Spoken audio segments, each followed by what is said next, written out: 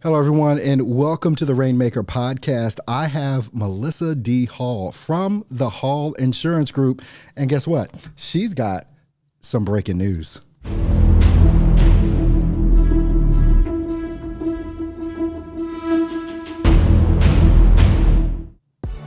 Hey, Melissa, how you doing? My cousin over here. Yes, it is. Hey, cousin Earl, I'm doing fantastic today. Okay. Oh my goodness, yeah, it's funny. I saw the name. We met each other at Road to 8% Nation in Charlotte a month ago, and yeah, no relation, but we're going to call each other cousins anyway, since we got the same last name. Well, Melissa, you have done some amazing things over your career. And I really want to get into some of the things as far as how did you even get started in the life insurance industry? I know it goes back to college. I know it has to do with your grandmother and things of that nature, but kind of tell us in your own words, like, how did this all begin for you? Sure. So, I'll share this from the beginning. So, anybody who's followed me knows the story of me. My grandmother getting diagnosed with Alzheimer's, my mom saying that, I needed to find life insurance after a girl who she saw on television that she died and her parents had to still pay her student loans. But what many people don't know is that I actually I've always worked, right? Even since I was 14 years old, I have always had a job. Mm-hmm. I have had over probably like 70 jobs, Earl. Okay. Like We really are seriously. cousins. We really are related. You too, Earl. You Yes, too, Earl. man. Earl, did you keep getting fired, Earl? Okay. Actually, no. I think I've Oh, been okay. fired once in my 52 years on the planet. I've been fired once, but yeah. Oh, wow. You don't know what that feels like, Earl. It's like one day you go in, okay, everybody's looking at you funny. They're not Mm. greeting you how they usually do. Okay. It gets weird, man. It gets Everybody weird. knows but you, right? Everybody knows but you. Everybody knows but you. You like, Lord, it's the day. And so, I got I'm telling you, Earl, it's a funny feeling, okay? And I was just like, I was really, everybody was like, okay, they used to make fun of me, okay, with Mm, all the jobs I had, mm-hmm, and it was just like I just felt doomed at one point, mm, and I remember just asking God, like, God, what am I supposed to be doing? I'm tired mm-hmm, of getting fired all the mm-hmm. time, and I'm tired of going from pillar to post. Like, this was me at 21 years old because I had been through so many just different careers. Like I Wow. said, I've been everything from a clown, a kid's party entertainer, Stop a it. elf. Listen, I've been a paper girl. I've sold cable. I've sold cell phones. I tried one time. This wasn't my fault. I tried to do those reverse mortgages, not reverse mortgages. It was mortgage modifications when all Uh-huh. that was happening. You laughing? This is my life, Earl. I'm Wow. telling you. And so I remember. So I went in there. I was great because I wanted to get into the mortgage industry. Helping people do those loan modifications. Tell me why the first day I went in there, they had got raided by the FBI. Yes, it Oh was my crazy. goodness. It was crazy. And they had like several locations and they brought me in there and they said, well, Melissa, they was like, it's over. I'm like, how's it over? I said, I just got here. What did I do? From getting fired all the time, I thought it was me. They were all in there. They said, no, Melissa, we've been closed by the FBI. We can't do it. And this was my first day. And I Oh think at wow. that, yeah, matter of fact, and I think actually, yeah. And so I was just so like, it just, everything just kept, you know, falling through for Mm-hmm. me. Everything just really kept falling through for me. It was just so frustrating because at the time, my friends, they had jobs and all that. And Yeah. I remember one of my girlfriends at the job, well, one of my girlfriends so I had, she said, that's why you can't work for anybody else. That's what you told me. Because I had been Wow. through so much. And I couldn't. And I was just so hurt that she said that to me. Had to disappoint my mom again, my family again. They would help me get these Mm. jobs and be so excited and tell everybody where I'm working. Then I had to go and tell I'm telling you. Oh my. Yes, it was, I mean, but It was serious. That was my life, until I was 21. And then when I found the insurance industry and I went to that interview, Hmm. like I just knew it was for me. The enthusiasm of the guy who brought me in, Hmm. just the opportunity to make my own money. I've always wanted to make a lot of money. I've always wanted to be All rich, right always now. wanted to be rich. I have since I was a little girl. Like I just knew I wanted to be rich. And then Yeah. when I heard about the insurance industry and they told me that presentation, they told me I could be rich, it was a done deal. I looked at that guy, Solomon. He was on my right hand side. I said, Solomon, this 21 years old. I said, you going to do this? He was like, yep. I said, okay, me too. That was it. Mm. Got my license. So that's Wow. that. I mean, when did you pass on the first time, Melissa? Oh, yes. Oh, Okay. absolutely. Absolutely. It wasn't, listen, it wasn't no game. I went on that Yeah. interview and on Monday. This was back when we had to take our classes in person. It wasn't no online. Hmm. Okay. Hmm. It was a 2-day class. I went in that interview on a Monday. Okay. Hmm. I was in that class on a Tuesday, maxed out my little 50% First Financial Bank credit card with the sunflower on it. Okay. Maxed that thing out because that's what they give us, right? In college. Oh Maxed my it out. goodness. Okay. All right. And, was in that class on a Tuesday, taking my test on that Thursday. Okay, got my results. I was in Baltimore. I took those results, walked them down. Okay, down to the building, the NC State Department of License. I think a girl, her name there was Bobby or something like that. She was a sweetheart. Hmm. Gave it my license. She said something big is going to happen. That's what she Mm. told me. I remember she's like something big is Prophecy. going to happen. Yes, she Prophecy. did. I will never forget her. And I called up there the other day. I was looking for her. She retired now, and I Mm. said, "Yeah, it is." She's like, "I just feel it." But I got my license that same day. I was in the field on Friday. Oh my Really? goodness. Okay, so you Yes. ain't been playing since day one. I haven't been playing since day one. Everybody told me don't do it. Okay, everybody told me don't do it. And then my dad, he's an entrepreneur himself. Hmm. Okay, and he was like, I said, Dad, you think I could do it? I should do it. He said yes, and that was it. That was it. What do you think was maybe the most difficult thing about the road, right? Let's just say your first 12 months in the industry. What do you think the most, thing that came up against you that was like, I don't know about this? I'll tell you. Um, 21, made the most money that I ever had. Right. Hmm. So I took off. I went from sharing a rooming house with one of my best girlfriends at the time Hmm. to living next to Joe Flacco, Ed Reed. Whoa. Okay. We're going back to Because the boss. Oh my that's goodness. where I live. I live, but Yeah. that changed for me in 90 days. Okay. Different lifestyle, making more money than I had ever had. Hmm. Okay. Paying $1,700 a month rent in 2008. Oh my goodness. Yeah. Yeah. I went from there to just living the life. Then guess what happened? Chargebacks. Mm. I did not know anything Dun about that. dun dun. Dun dun Yeah. dun. Dun dun dun. Right. No, nobody tells you that part. Hmm. And so that really put a screeching halt. It was a huge reality check, Hmm. okay, to exactly what was happening. You How did know? you, talking about chargebacks here though, how did you adjust to that, right? It's like, okay, you didn't know really before. You probably heard about chargebacks, but it's not going to happen to me kind of thing is somebody just go through. But Mhm. once you realized, okay, this is a real thing, how did you adjust your approach to the business when that big thing hits you like it does every agent, quite honestly? Yeah. I mean, I was devastated for some time. I'm not gonna Hmm. lie. I had to actually end up moving out that apartment. Hmm. Okay, Okay. like I did. I don't think I finished my lease there. I did, and then I was like, I really wanted something solid. Hmm. Okay, I really wanted something solid. I really, so I just, I started looking for something solid, something that had cash flow. Okay. And that's Hmm. when I was introduced to Lincoln Heritage. Hmm. Okay.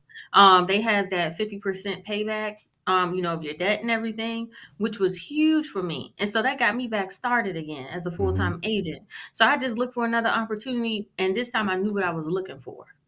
Okay.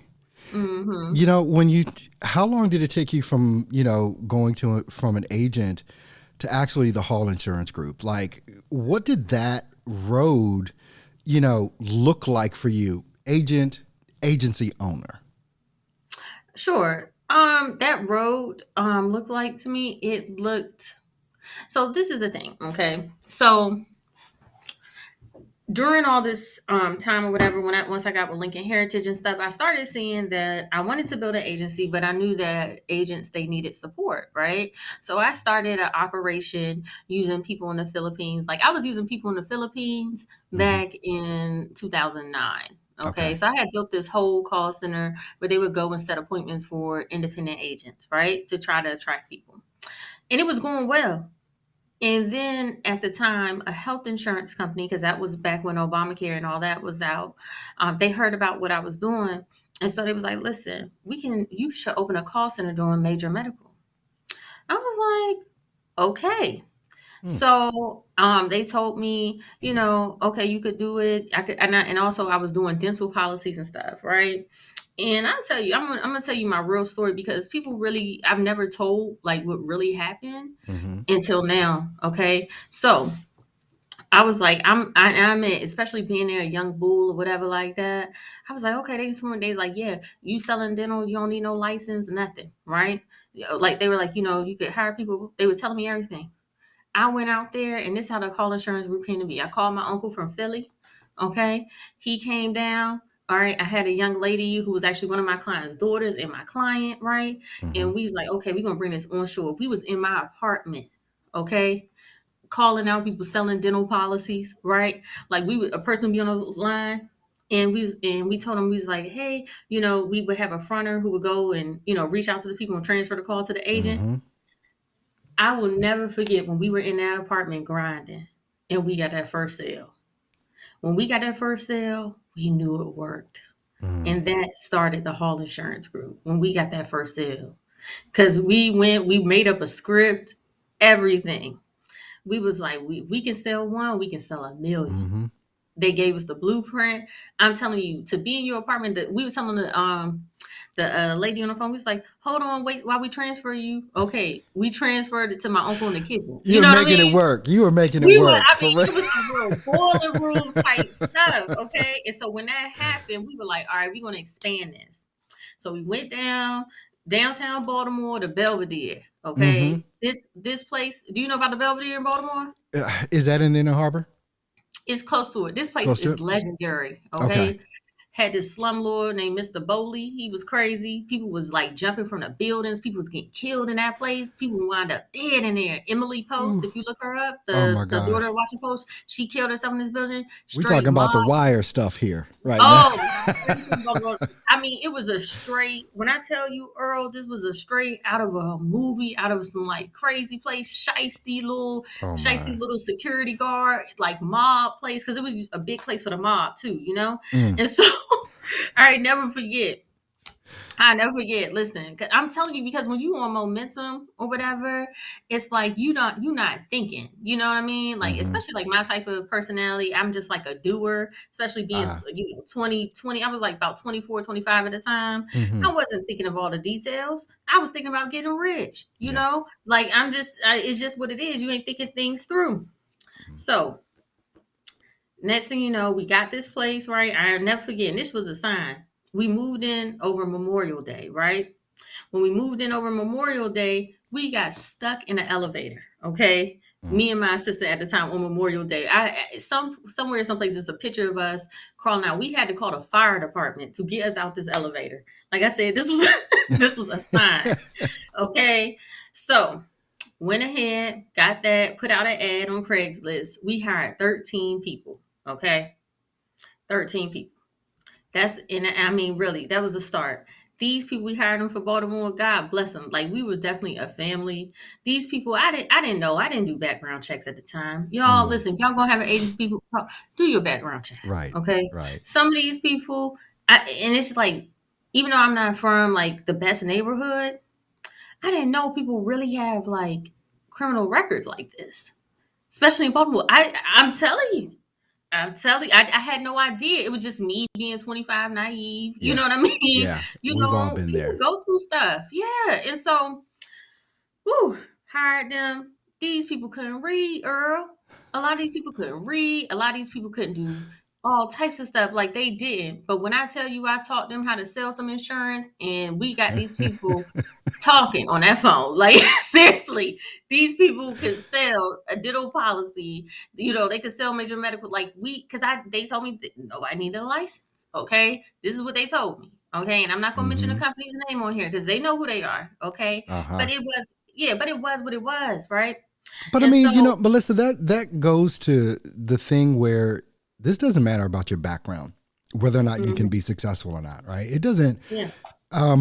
It's a talent that's involved in that. And maybe when to give it some context, like both of us grew up in Maryland. You grew up in Baltimore City.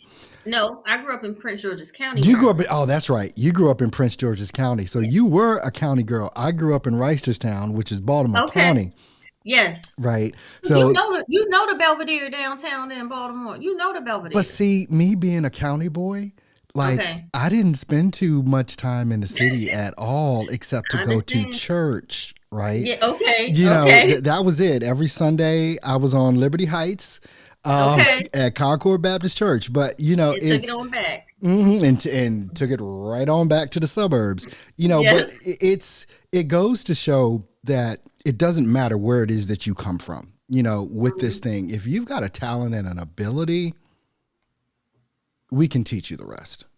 Absolutely. You know, that's Absolutely.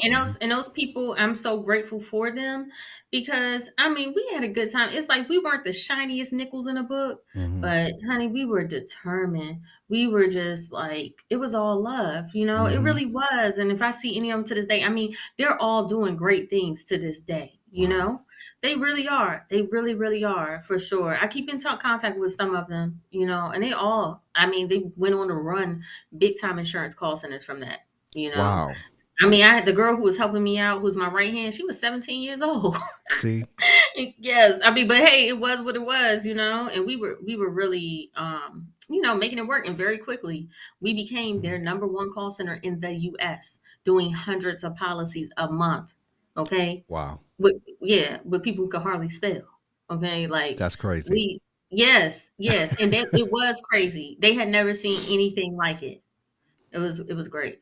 Well, I mean, I know one of the things that you focused on, that you focus on, I should say, is empowering women, right? It's Mhm. one of those things. How did you actually like come up with that, or is that something that maybe has always been in your spirit, or is this something that you said, no, you know what, I need to do this type of thing? Okay, so let me just say this, okay, and then I'm gonna give you some breaking news. hmm You say empowering women. It is never once in my life when I have not been empowered. Come on now. Period. I was born empowered. All right. Okay. I don't know. I did not grow up with with sexism and all that stuff. I didn't know what that was. I didn't know it Mm, was women here who did not feel empowered. I've been empowered. I came out empowered. My hmm father, he's a very big influence in my life and business. Like I said, he's an entrepreneur. He always spoke to me. It was never, oh, you're a girl, you can't do that. No, it was like, Uh-huh. yes, baby girl, let's get it done. Okay, let's come up with a plan. So this whole women empowerment thing is something I'm trying to get. It wasn't until maybe I moved here to North Carolina where I hmm figured out this was an issue, this whole sexism thing, which is a real thing. hmm Okay, this is a real thing. That whole sexism thing, women making less, this is a real thing. And I'm going to tell you when I had got like really like pissed about this. Yeah. So me and the guy so it was the election happening, right? hmm Trump versus it was Hillary, the first one, right? hmm So me and my guy I was dating at the time, right? We went out and we was campaigning and stuff, right? For this organization here in Raleigh. Okay. Now he was more of the introvert. Like me, I'm the extrovert. Okay. We're at the polls, okay? We're at the polls, right? I'm going around talking to people. It was a lady, it was a lady, she had tried to like, I was giving interviews to the people. We were going live, and this lady, she had got upset because we were there for the other candidate, and she came on my camera, tried to take my phone. It was just a big melee, right? Because people get passionate about Oh my politics, right? gosh, yes. Yes. And so, he would sit in the car. He was sitting in the car while I was out working, trying to get the votes. Okay. So it was time for us to get paid. Okay. So they went ahead and they paid me. Okay. And they were like, they'll mail him his check. And he was like, no, he wanted his check now. He was telling me because I had kind of hooked him up with the opportunity. And so he was like, I want my check now. I want to trust him like that. I said, okay. So I went over to the lady and let's say they paid me $50. Mm-hmm. I went over to the lady and I said, well, he really wants his check now. Can you help him out? Da, da, da. They paid him $100. And I couldn't Oh believe my it. goodness. I could not, that has never, I could not believe it. And I'm like, how dare they pay this man more than me? And I did all the work, He was sitting in the car. Yeah, he was sitting in the car. Didn't want to talk to nobody. Didn't want and they You paid out him here more. using your cell phone minutes and going live. And Thank you. Thank you. Thank you. Thank you. And they didn't want to, and they paid this man more than me. And that's how and that was the first time, and that Mm. was back in whenever year that happened. What's this night? What was it? 2020 or something? I don't know. So Oh, that I don't know when that election was, but that was when I figured out about sexism, mm. gender bias. That very moment, I said, "Oh, this is what they talking about. Wow. This is what they talking about." And so that was it. But My this is goodness. the breaking news I want to say here because I know everybody knows me over here. All right. Breaking news right here. Okay, breaking news. Do that again. Do that again. Do that again. Right here I we love it. go. I love it. I love it. I love it. But this is the thing, Earl. Okay, I know people know me as the voice of the female agent. Okay, I'm no longer the voice of the female agent. I Oh. am the solution. Ooh, ooh, right there. Okay, Right there. okay, Okay. okay. All right. No longer am I the voice of the female agent. It's been enough talking. Okay. Mm-hmm. People need help out here. I'm the solution because there's a lot of problems going on out here. Okay, Yeah. especially in the insurance industry. Okay, Yeah. it's a lack of mentorship. Mm-hmm. Okay, we got some sexism going on. Mm-hmm. Okay, we got some racism going on. Mm-hmm. Okay, it's a lot of that too. Okay, it's Black History Month, brother. We can have Yeah. another conversation about it, but it's real. Okay, Man.